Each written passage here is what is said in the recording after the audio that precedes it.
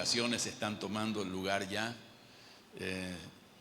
No voy a decir que me preocupa, pero me pone un poquito nervioso saber que ya nuestros hijos, nuestros nietos espirituales, si pudiéramos más o menos expresarlo así, ya están tomando actitud, están tomando responsabilidad, y me alegro y lo felicito y le doy gracias a Dios, porque hasta que el Señor Jesucristo venga, que está muy pronto, no escaseará ni palabra ni adoración en este lugar.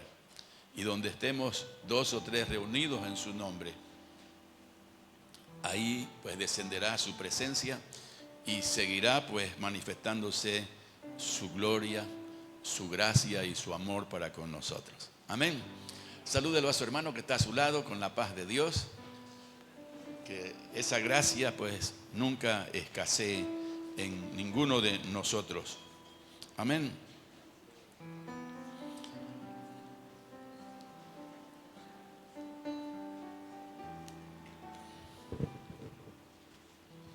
En el libro de San Lucas,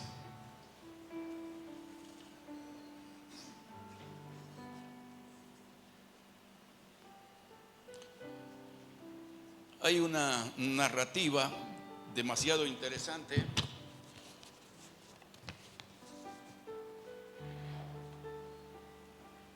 que quisiera que compartamos hoy.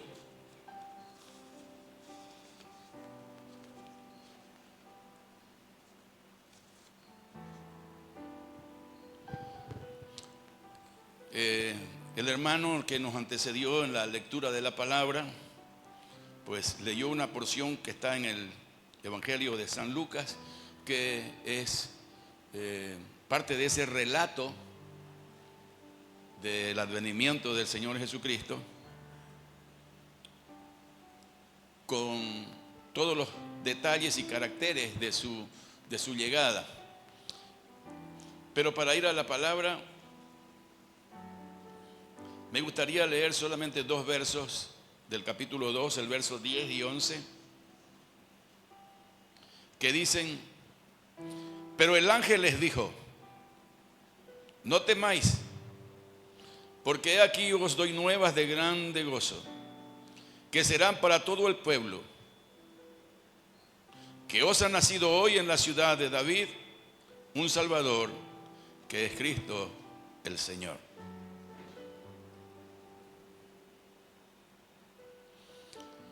Estamos preparándonos ya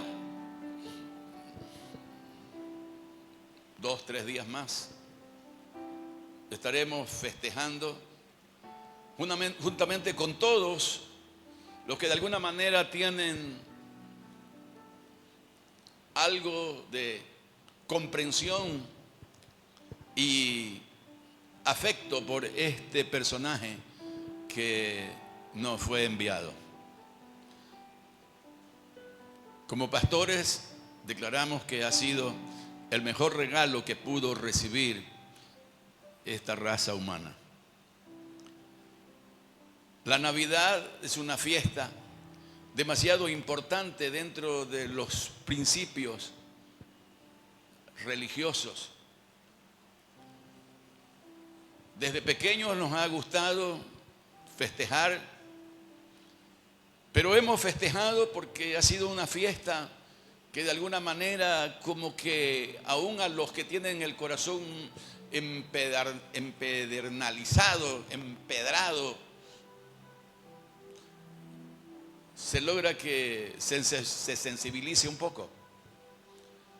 Para los niños la Navidad ha sido demasiado hermosa, interesante, porque dentro de toda esa cultura que nosotros hemos desarrollado, pues siempre viene cargada con regalos, con comida, con tiempo hermoso, con luces, con petardos, con juegos pirotécnicos, con regalos que van de aquí para allá. No podemos eludir esta manifestación cultural que tenemos. Pero como pastores tenemos que ser muy responsables al respecto de la enseñanza, porque de repente ustedes miran y nuestra iglesia ya no está adornada con globos, con focos, con árboles y todo este bagaje de cultura que nos lleva a tomar una actitud ya navideña. La pregunta es, entonces nosotros no festejamos la Navidad, me preguntará usted rápidamente.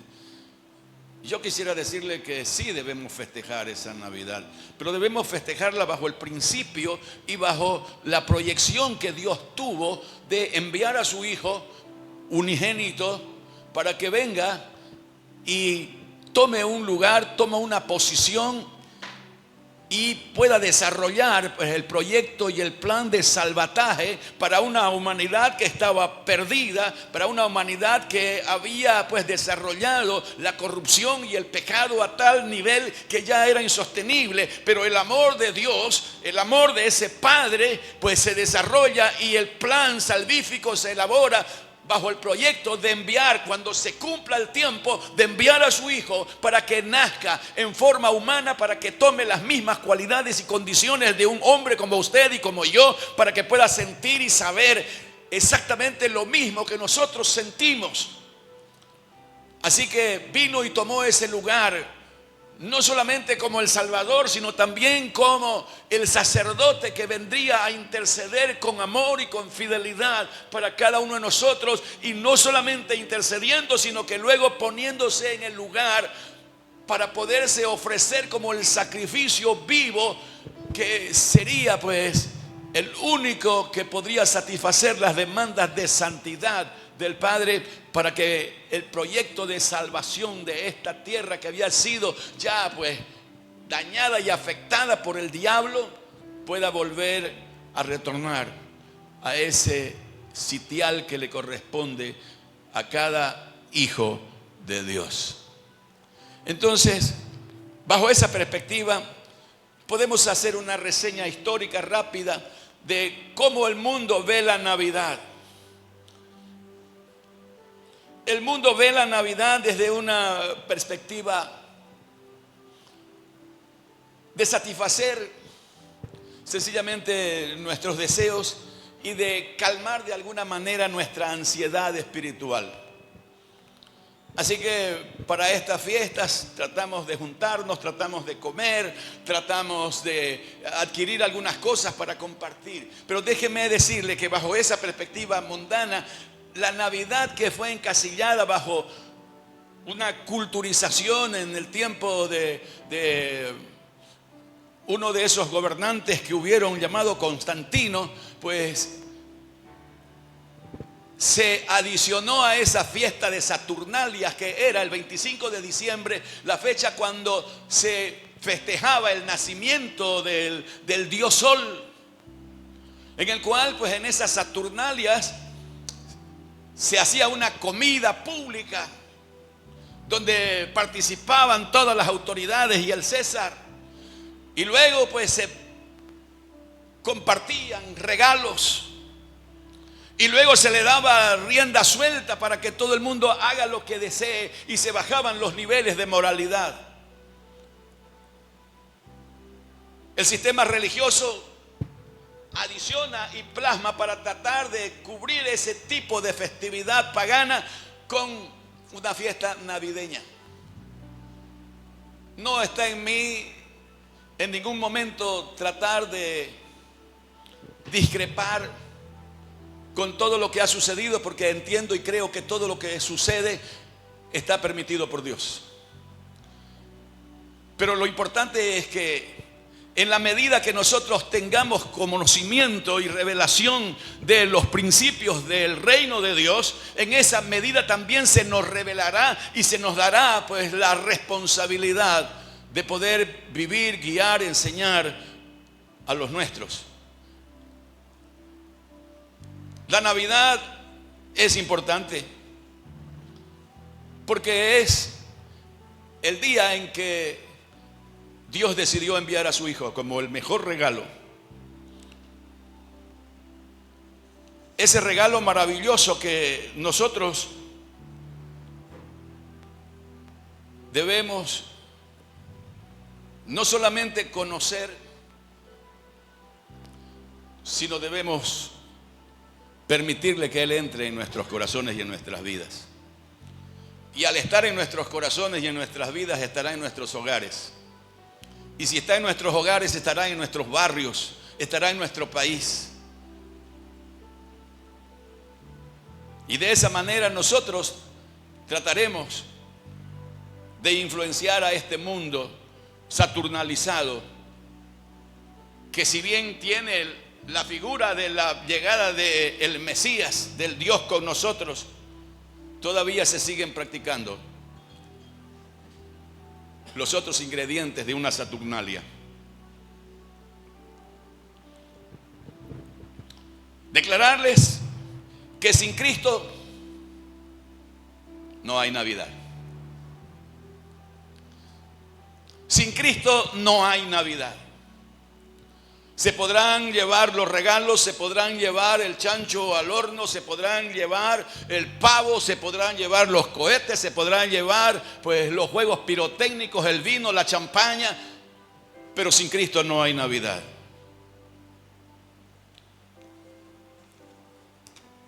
Pero es importante saber, y esto es lo que yo quiero que usted se lleve hoy, no solamente lo efusivo y lo bonito de los globos y de las luces, sino yo quiero que se lleve usted la revelación y el propósito de por qué Jesús vino al mundo.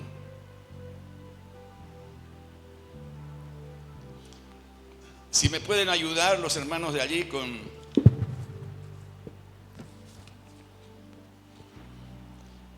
las pantallas. Y me gustaría que nos vamos al libro de Hebreos.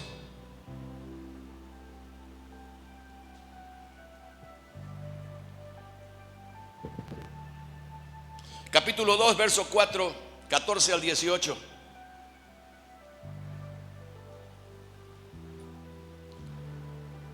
Aquí el escritor de esta carta nos da una revelación bastante clara de las razones por las cuales Dios tuvo que enviar a su Hijo al mundo.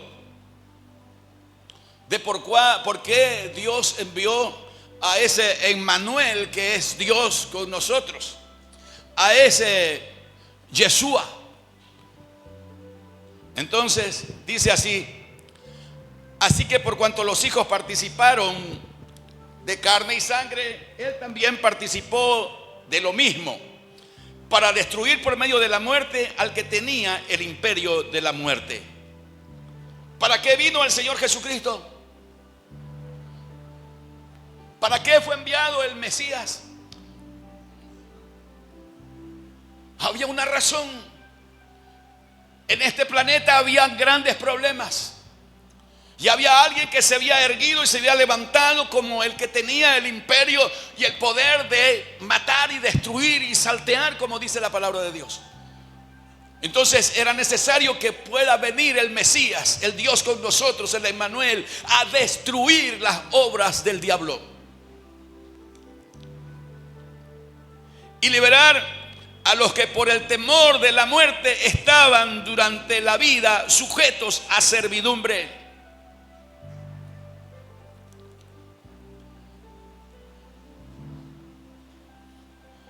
Aparte de la misión de destruir al que tenía el imperio de la muerte, hay otra tarea que era liberar. Diga, liberar. Hay mucha gente esclavizada. Hay mucha gente sometida. Hay mucha gente sujeta a circunstancias por causa del miedo y el temor. El Señor Jesucristo traía una misión: destruir las obras del diablo, pero también traer libertad, para traer luz. 700 y más años de repente antes de la llegada del Mesías, del Señor Jesucristo,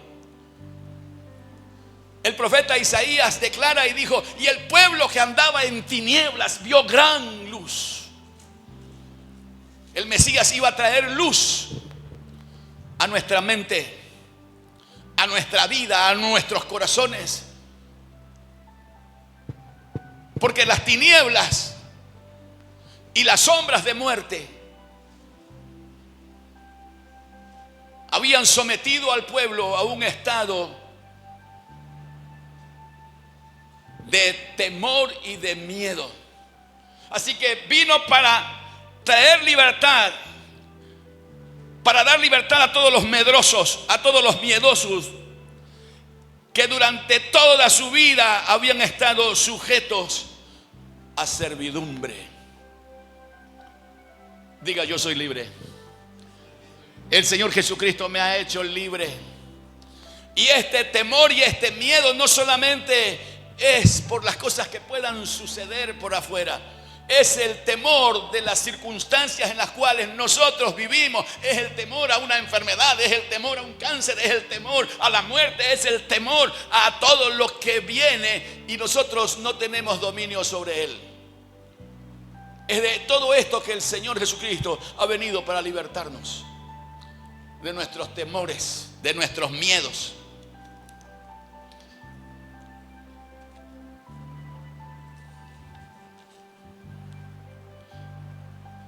Jesús vino para destruir por medio de la muerte al que tenía el imperio de la muerte, para deshacer las obras del diablo. Porque ciertamente, dice el verso 16 a la letra, no socorrió a los ángeles, sino que socorrió a la descendencia de Abraham. Diga: yo soy descendencia de Abraham. Nosotros habíamos sido sometidos por temor y por miedo, porque la tarea y el trabajo del diablo era someternos y esclavizarnos. Cuando el diablo se rebeló, se llevó una tercera parte de ángeles. Estos ángeles se los reconoce como ángeles caídos, pero el Señor Jesucristo no vino a interceder por esos ángeles. El Señor Jesucristo vino a interceder por los hijos de Abraham, que son hijos por la fe. Ese es usted y ese soy yo. Cuando usted entiende esto y lo pone en una perspectiva, usted se da cuenta que ha sido tan importante, tan especial para Dios, para nuestro Padre. Nos amó tanto y de tal manera que envió a su Hijo para salvarnos, no para interceder por los ángeles, sino para interceder por los hijos de un hombre que le fue contada por justicia su fe. Para toda esa descendencia de Abraham, que ya en esa antigüedad este siervo de Dios obedeció y empezó a preevangelizar y a hablar de aquella tierra prometida que Dios nos habría de dar. Para nosotros esa tierra prometida es esa tierra que será saneada, limpiada, pasada por fuego, purificada, porque ahí Dios descenderá y ahí Él reinará con nosotros. Una tierra que fluirá leche y miel, una tierra espectacular. En el Antiguo Testamento ciertamente esa tierra prometida dice que los racimos eran gigantescos de uva, una tierra rica, pero eso era apenas una muestra para que entendamos la verdadera dotación de esa tierra que es ese territorio de autoridad donde gobierna y donde reina nuestro Dios.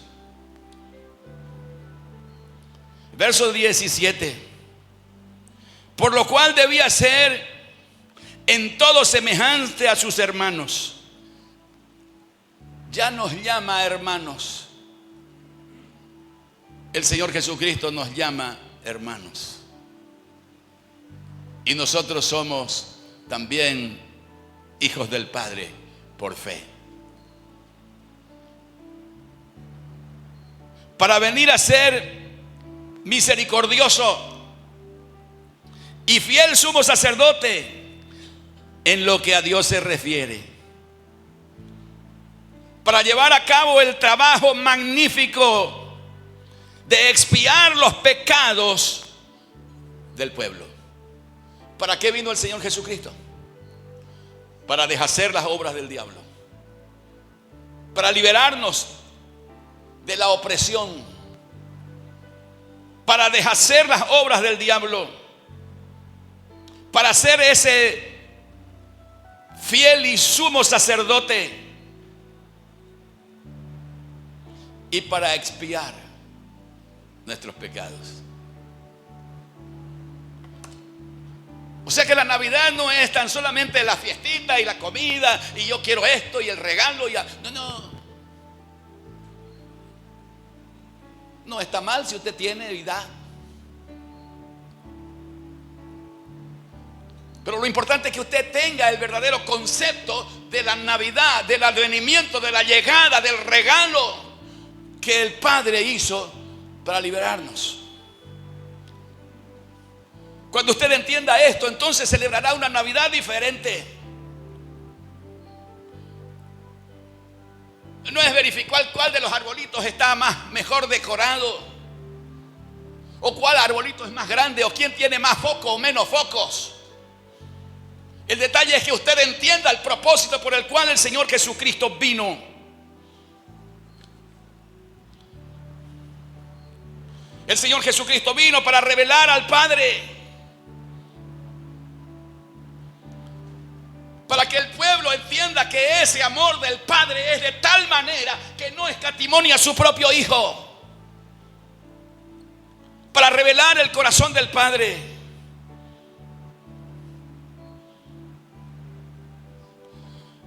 para mostrar lo que debe ser y cómo debe ser un verdadero hijo de Dios.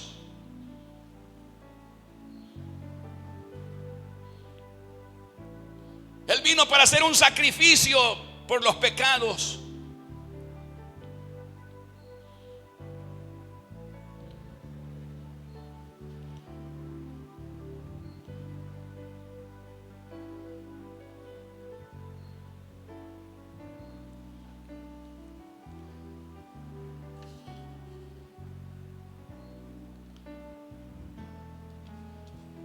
Nuestra situación era agravada. Si puede ponerme por favor en Colosenses 2.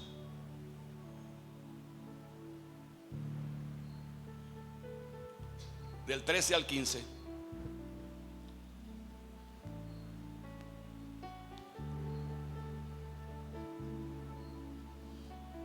Y a vosotros, estando muertos en pecados y en la incircuncisión de vuestra carne, os dio vida juntamente con Él, perdonándoos todos los pecados. ¿A qué vino el Señor Jesucristo? A perdonar tus pecados y los míos. Él vino a anular el acta de aquellos decretos que estaban en contra de nosotros. Él vino a borrar y a anular todo aquello que decretaba que el alma que pecare, esa moriría. Pero en Cristo Jesús, el Hijo, el regalo maravilloso, todo aquel que le recibe como su único y suficiente Salvador, esa acta que declaraba muerte ahora está completamente anulada. La quitó de en medio nuestro y la clavó en la cruz.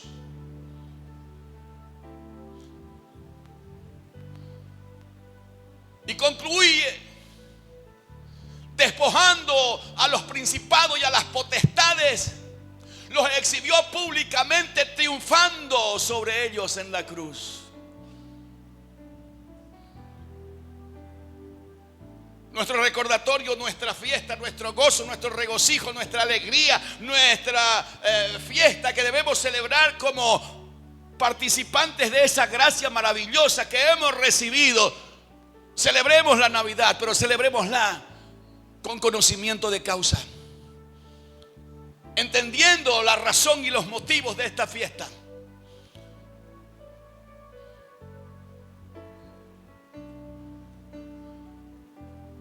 Para el mundo estas fiestas simbolizan, para el comerciante, la oportunidad de ganarse unos pesos.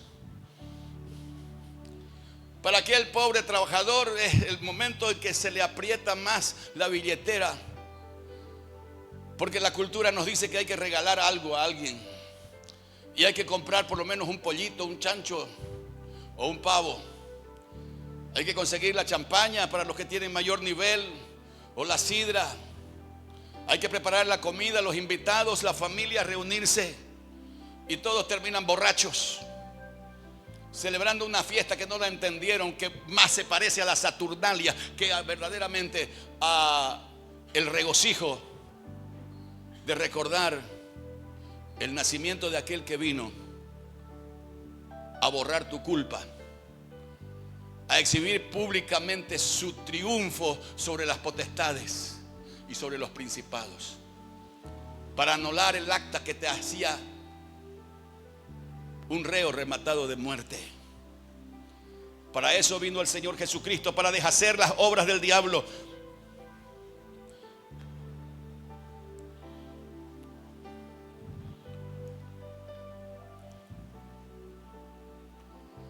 En primera de Juan, capítulo 3 y verso 8.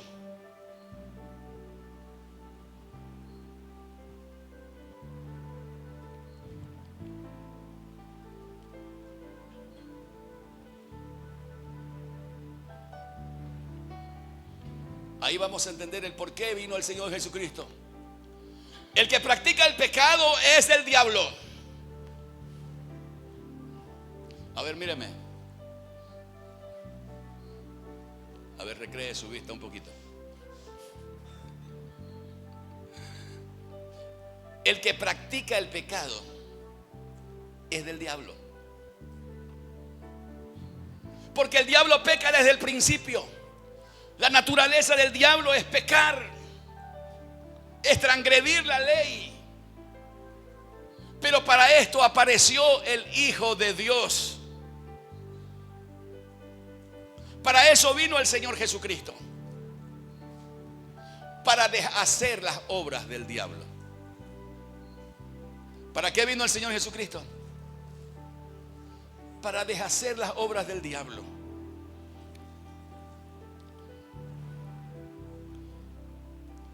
O sea que el diablo tiene proyectos, el diablo tiene estratagemas, el diablo tiene planes en contra tuya y en contra mía, en contra de la iglesia, en contra de la familia. Todo lo está tratando de dañar y destruir. El diablo tiene planes bien elaborados, tiene proyectos bien tratados. Pero el Señor Jesucristo vino para deshacer esas obras del diablo. Diseños del diablo, proyectos, trabajos, obras del diablo, acciones del diablo, planes del diablo. Y todo eso es en contra ¿de quién? ¿En contra de quién puede ser todo eso? En contra de nosotros. El diablo no puede hacer absolutamente nada en contra de Dios, porque ya Dios lo declaró como un reo rematado de muerte y se está esperando el día en el cual será echado y lanzado al lago de fuego. No pudo, pero contra nosotros todavía puede, con sus estratagemas, con sus obras maléficas. Y él está intentando hacer y llevar a cabo lo que él tiene como misión: matar, saltear y destruirte. Para eso vino el diablo.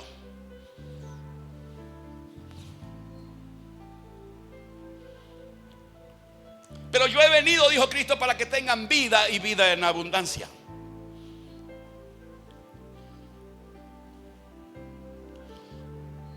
El diablo sabe que el Señor Jesucristo vino a deshacer sus obras. En el libro, en el Evangelio de San Lucas, en el capítulo 4 y 35 adelante, ahí se narra pues un acontecimiento que se dio. Estaba el Señor Jesucristo predicando como lo estoy tal vez haciendo hoy yo, tratando de darle las buenas nuevas al pueblo, ministrando la palabra de Dios. Un día normal, un día común, pero el Señor Jesucristo todos los días salía a predicar. y anunciar el evangelio del reino.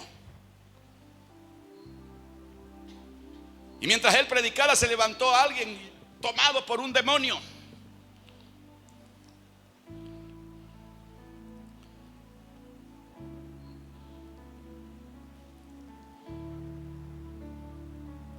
Y se levantó el demonio.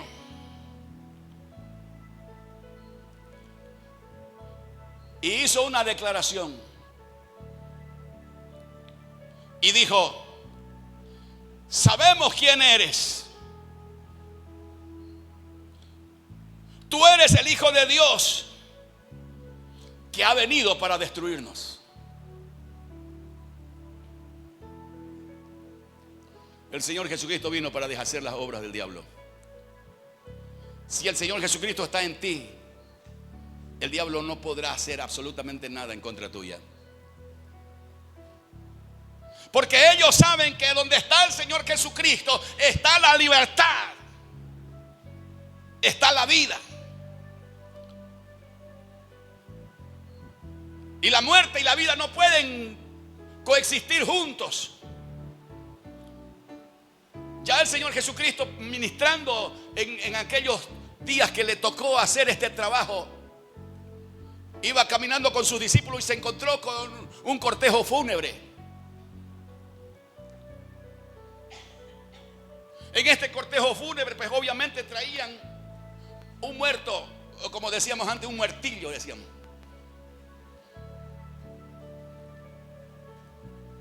Y cuando se encontraron los dos grupos, el grupo donde iba encabezando el autor y consumador de la vida, que era Jesús, y aquellos que traían los rezagos y los despojos de la muerte de una muchacha joven, se detuvieron los dos grupos.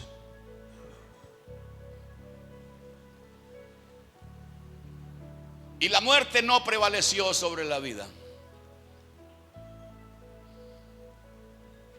Y aquel que manifestaba la vida y la victoria dijo: Talita Kumi, que traducido es: niña, a ti te digo, levántate. De la misma manera se puso delante de la tumba donde le habían puesto a su amigo Lázaro, y haciendo una oración y declarando: Señor, yo sé que tú siempre me oyes, tú siempre me escuchas. Ahora en tu nombre digo: Lázaro, sal fuera. Y aquel que había estado amarrado, atado como una verdadera mortaja y había sido puesto y ya 4 días muerto en aquella tumba, se levantó. Porque la vida siempre prevalecerá sobre la muerte. Es aquel que hace estas cosas y que nos dio muestras y nos enseñó y nos llenó de su gracia y de su amor, a quien nosotros debemos festejar en estos tiempos.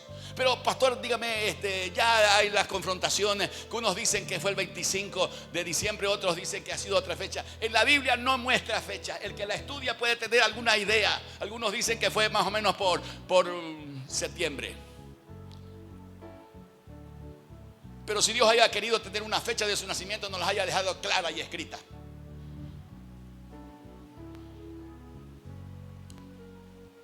Pero festeje. ¿Por qué no voy a festejar a aquel que vino y murió y dio su vida por mí y me ha sacado de muerte a vida? ¿Cómo no voy a festejar a aquel Dios con nosotros que vino y se hizo carne, habitó conmigo y me ha dado una nueva oportunidad de poder vivir y de poder disfrutar como un verdadero hijo de Dios? Yo festejo la Navidad con gozo y con alegría. No me interesan las fechas. No me interesan los globos, no me interesan los petardos, no me interesan los arbolitos de Navidad que no tienen nada que ver con nieve. En el Medio Oriente no hay caídas de nieve, puro cultura paganizada.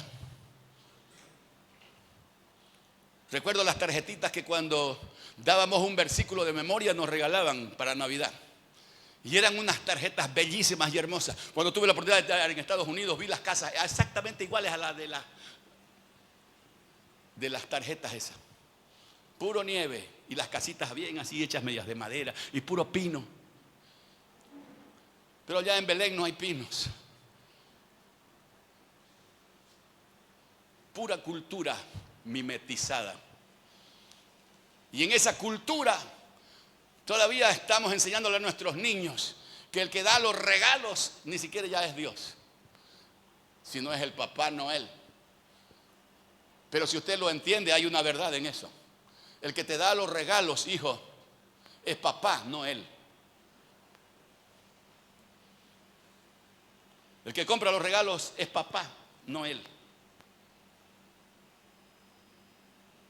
Así que desprendámonos un poco de esa cultura paganizada para que verdaderamente celebremos al Emmanuel, celebremos al Mesías, celebremos a aquel que vino con un propósito, no solamente de darnos un poco de felicidad, sino traer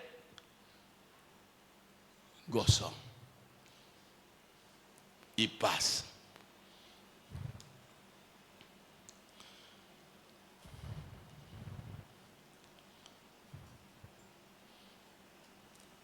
Es aquel que vino y compartió su gracia y su misericordia y nos dio autoridad y poder de hollar, de destruir, bajo esa unción que viene de Él, para que no solamente quebremos el yugo de esclavización con las cuales nos había sometido el diablo, no solamente quebrar el yugo, sino bajo el poder de la unción, hacer que ese yugo, porque si queda roto, alguien lo puede volver a juntar y curar y vuelve a volver a ser yugo, aunque sea remendado. Pero ¿sabe qué dice la palabra? Que ese yugo con la unción, Dios lo pudrirá. Se pudrirá el yugo de tal manera que lo podrido nunca más se podrá erguir como una herramienta de esclavización.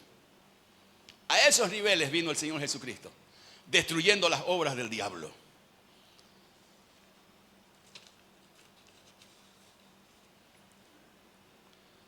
Ahora miremos un poquito las características de este magnífico personaje que vino con un proyecto tan espectacular. Isaías,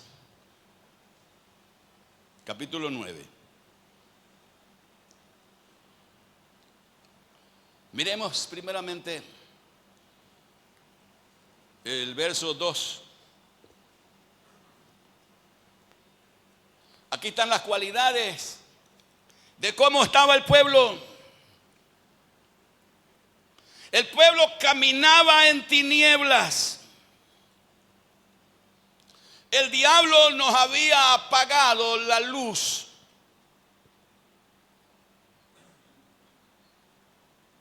Por lo tanto, éramos ciegos,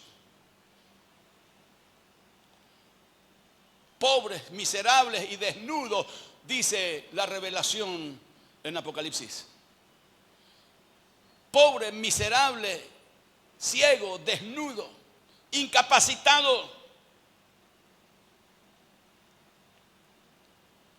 Era necesario que alguien traiga nuevamente luz. Y eso fue lo que envió nuestro Padre Celestial. El pueblo que andaba en tinieblas vio gran luz. Aquellos que moraban en tierras de sombra y de muerte. Hay mucha gente que camina, que vive, que anda, que está en valles de sombras y de muerte.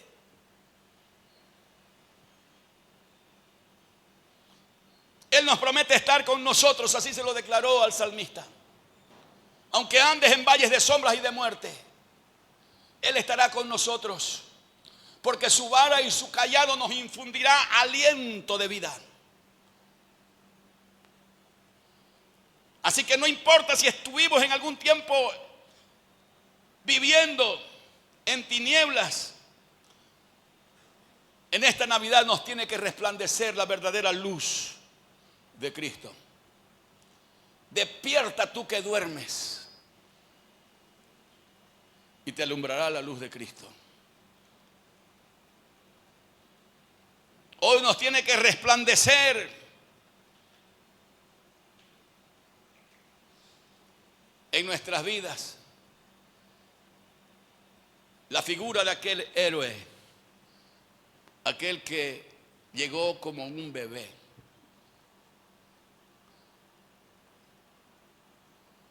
Exactamente en las mismas condiciones como llegamos todos, desnudos e indefensos.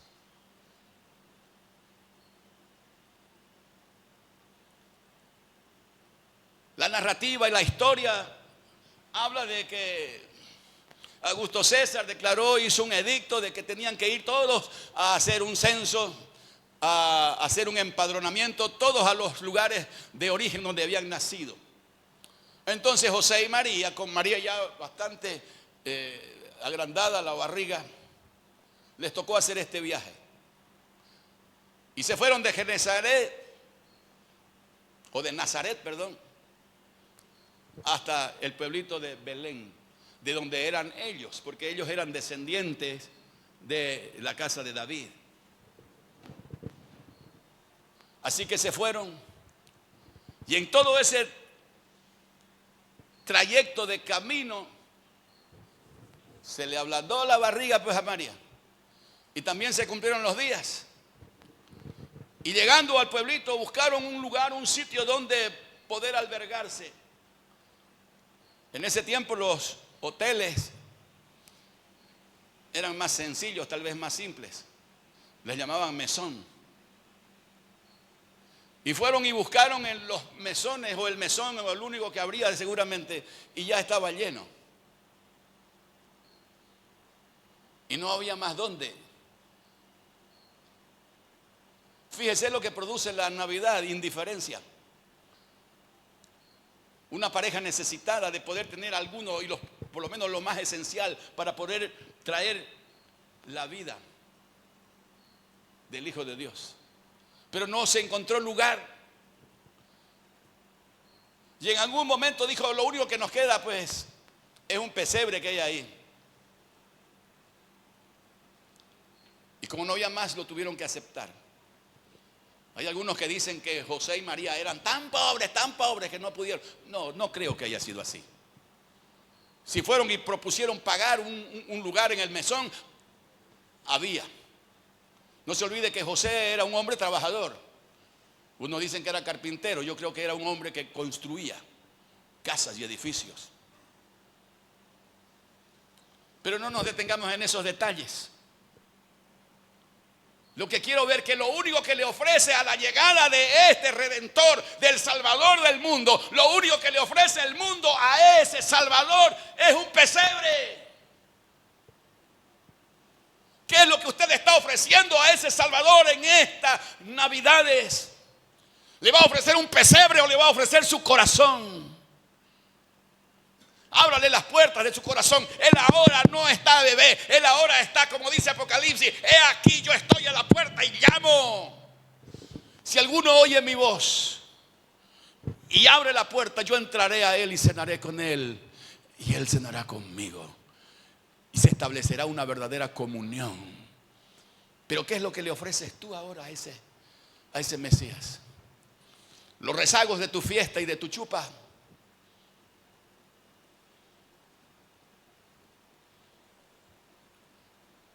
Allá afuera, junto con las bestias.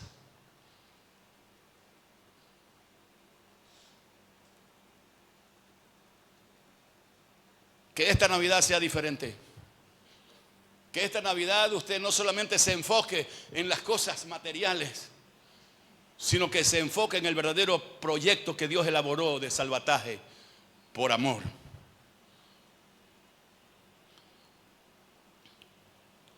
Y aquí va la profecía, 700 y algunos años de repente más, que hace el profeta Isaías. Y el verso 6 dice: porque a un niño nos es nacido. ¿Cómo vino? Como un niño. Hijo nos es dado.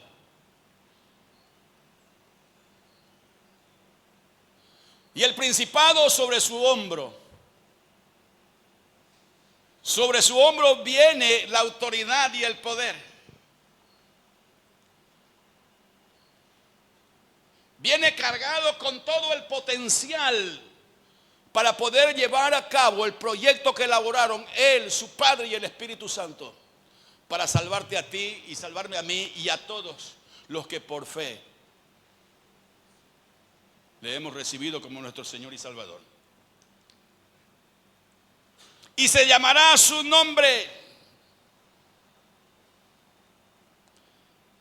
Caracteres de ese nombre: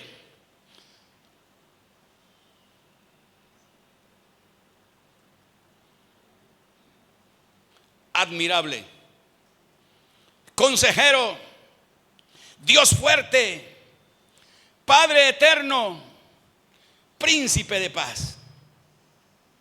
Lo dilatado de su imperio y la paz no tendrá límite.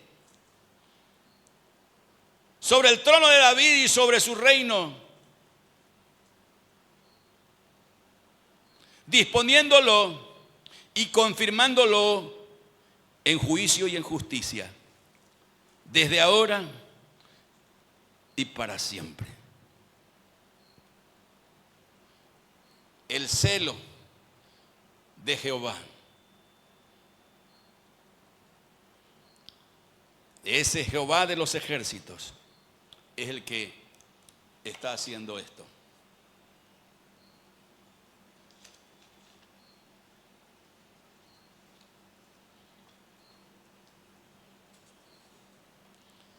Las características: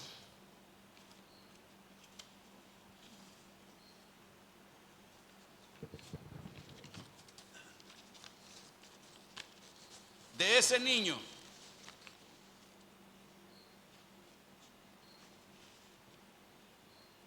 En primer lugar, tendrá ciertos detalles muy espectaculares. Su llegada será de una manera espectacular. No es por voluntad de sangre ni de varón. José, con el que había sido desposada la Virgen María, no tuvo absolutamente nada que ver en esto. Nacerá de una virgen en Belén.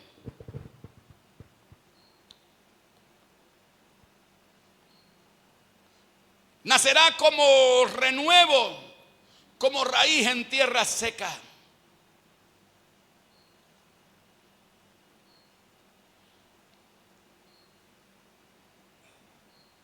Cuando estaba en la cruz, este mismo niño hecho hombre, habiendo cumplido con todo el proyecto de Dios, dice que no había hermosura en él. Como raíz de tierra seca, no había hermosura. Él llevó nuestros pecados y nuestras culpas. No había parecer. Nos fue dado para salvación,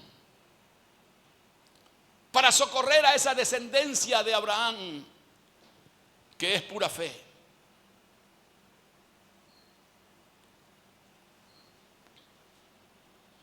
Porque un niño nos es dado.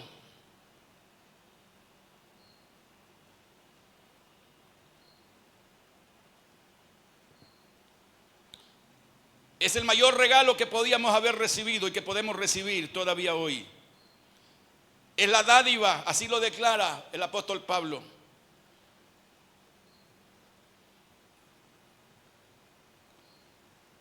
Es ese regalo de aquel que no escatimó ni a su propio Hijo, sino que lo dio y lo entregó por nosotros.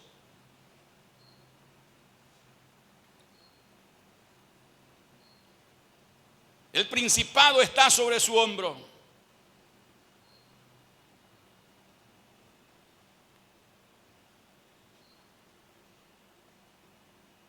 Su reino no fue de este mundo. Él nunca se atribuyó el reinado de este mundo. Tú eres rey, le preguntó a Pilato, tú lo has dicho. Pero mi reino no es de este mundo. Porque si mi reino fuese de este mundo, ¿acaso no tendría la capacidad de hablarle y de orarle a mi Padre para que me mande cuántas escuadras? 12 legiones de ángeles que pelearían por él, pero él venía con una misión de salvataje, no venía a matar ni a destruir, él vino para darnos vida. Y aunque Pilato no lo podía entender todo esto, él sabía de qué se trataba la tarea que estaba desarrollando. Su reino no era de este mundo, era celestial. Es un reino donde gobierna el Rey de Reyes y Señor de Señores. Es un territorio de autoridad donde la gloria de Dios se manifiesta todo el tiempo, siendo Él el todo en todo.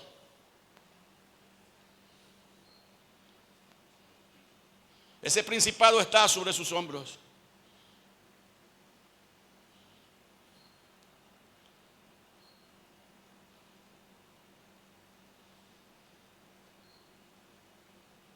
Pero en breve reinará.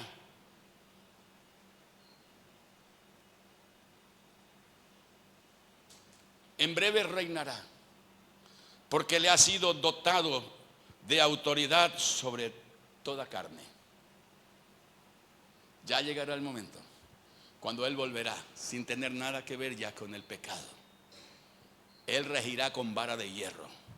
Él volverá sin tener absolutamente nada que ver ya con las estratagemas, con las tareas, con el trabajo, con los proyectos, con los diseños del diablo. Él vendrá para traer justicia y paz.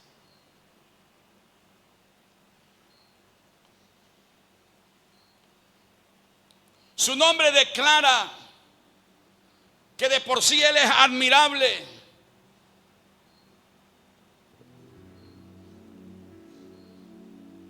Él es admirable.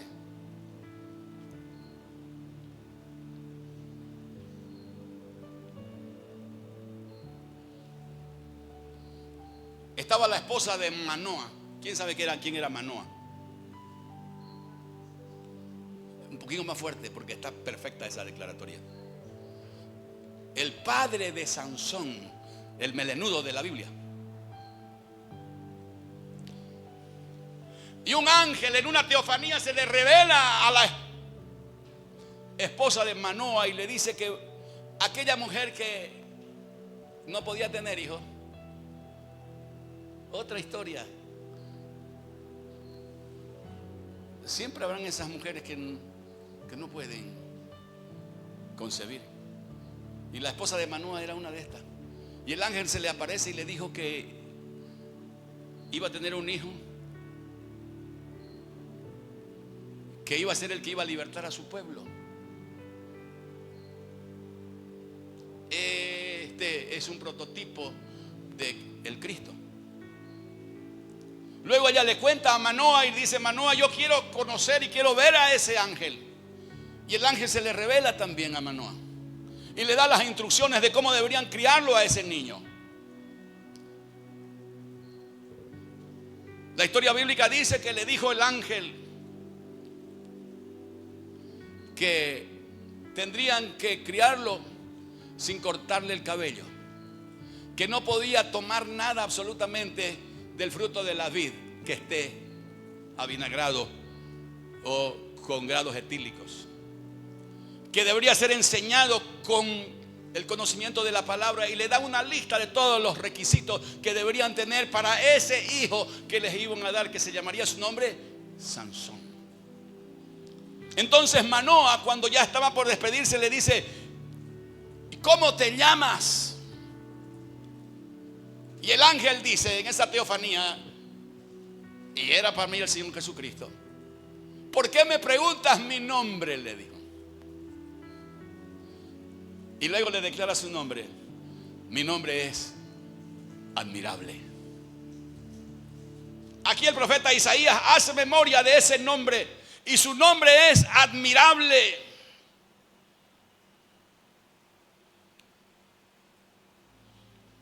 Porque Él es Rey de Reyes y Señor de Señores. Él es sacerdote y rey según el orden de Melquisedec. Es admirable. Es consejero.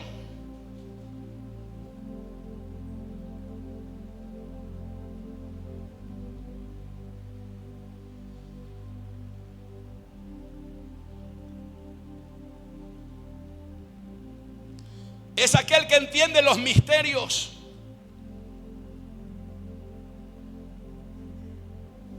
Es el amén. Es el principio y el fin. Es el testigo fiel y verdadero. Es el principio de la creación. Es el que tiene autoridad y tiene la palabra para declararla sin ningún impedimento y declarar tu situación.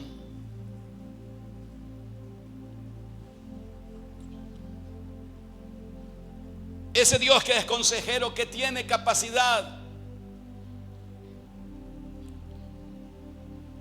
de estar en cualquier sitio porque es omnipresente. Él lo sabe todo porque es omnisciente. Y Él lo puede todo porque es omnipotente. Es admirable, es consejero, es Dios fuerte. Es al único que se le debe la adoración divina. Es aquel que debemos adorar, porque grandes y maravillosas son sus obras, dijo el salmista.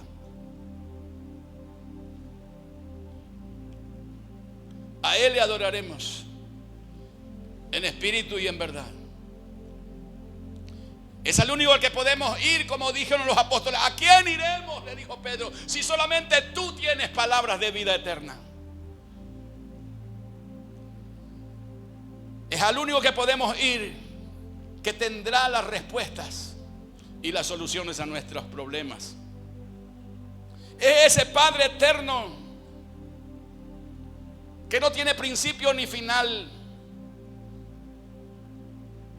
que es la cabeza de esta nueva familia que hoy formamos usted y yo, el cual nuestro hermano mayor es Cristo y nuestro Padre, el Padre eterno. Somos sus hijos. Es príncipe de paz.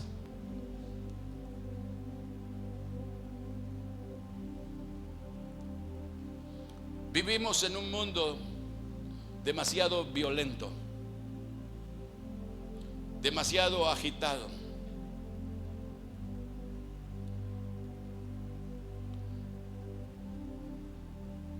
Como las aguas del mar en tempestad que golpean sus olas y solo arrojan cieno y espuma. Vivimos en ese mundo hostil donde la paz se la negocia.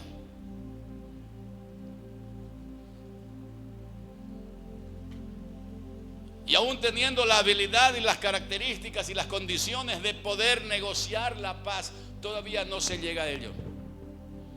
Ya llevamos varios años de la guerra entre Rusia y Ucrania. Hermanos, llevamos,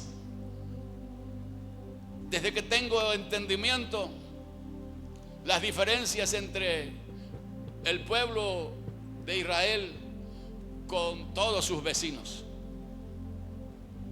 Lo quieren desaparecer, pero ese es el pueblo de Dios. Ese es el otro pueblo. Nosotros somos el otro pueblo que fue tomado de entre los gentiles, pero ellos son nuestros hermanos, porque Él murió por dos pueblos, dice la palabra. Pero no hay reconciliación, no hay paz. Se está levantando una nueva cerca de nosotros, Estados Unidos y Maduro con Venezuela. No hay visos de paz. La paz se la negocia con vidas y con petróleo y con dólares. Esa paz que se financia con las cosas materiales nunca será duradera. Es una paz ficticia. Y cuando digan paz y seguridad, entonces les sobrevendrá repentina destrucción.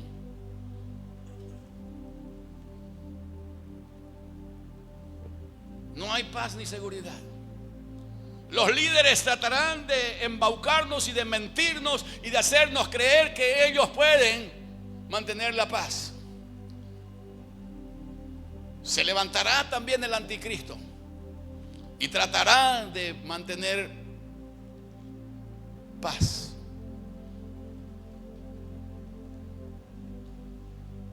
Pero el único que puede dar la verdadera paz es Cristo.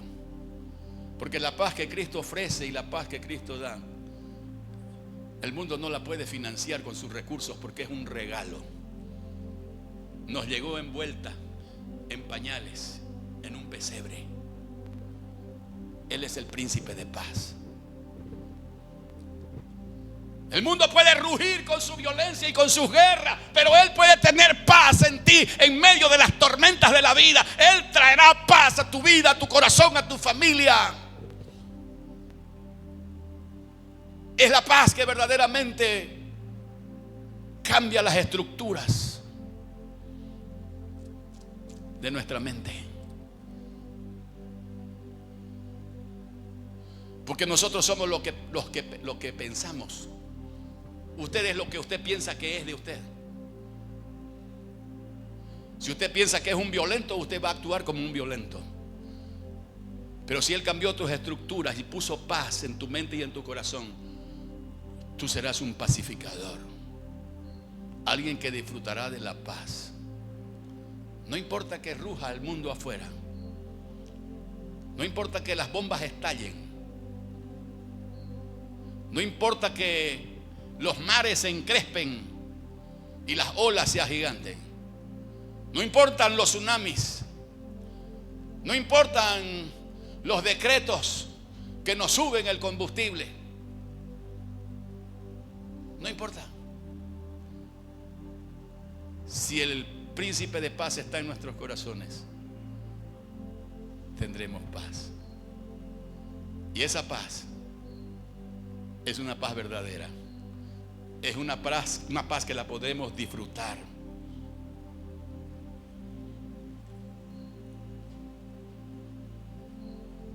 El apóstol Pablo en Romanos 5:1 dice: justificados pues por la fe, tendremos paz para con Dios por medio de Jesucristo.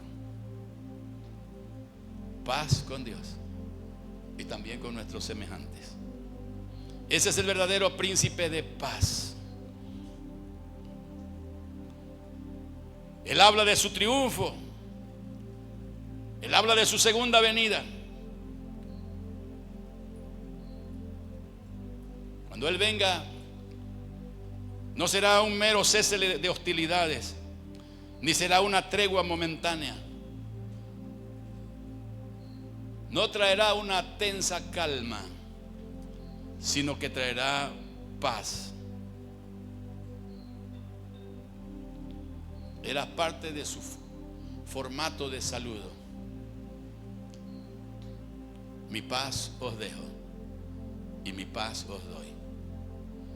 Pero esa paz yo no la doy como el mundo la da. Él nos da una paz a nuestro interior. La certeza de que su gracia y su amor y el influjo de su sangre que nos lavó y nos limpió y nos ha librado de todo pecado, bajo ese perdón maravilloso que Él trajo, nosotros somos herederos y coherederos con el Señor Jesucristo. Que esta sea la forma de celebrar nuestra Navidad. Se lo pueden llevar el chancho, se lo pueden llevar el pavo.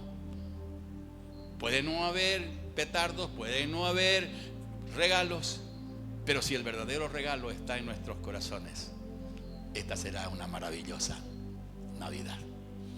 Denle un aplauso a nuestro Dios y que el Señor los bendiga rica y abundantemente. Y que la paz que Cristo ofrece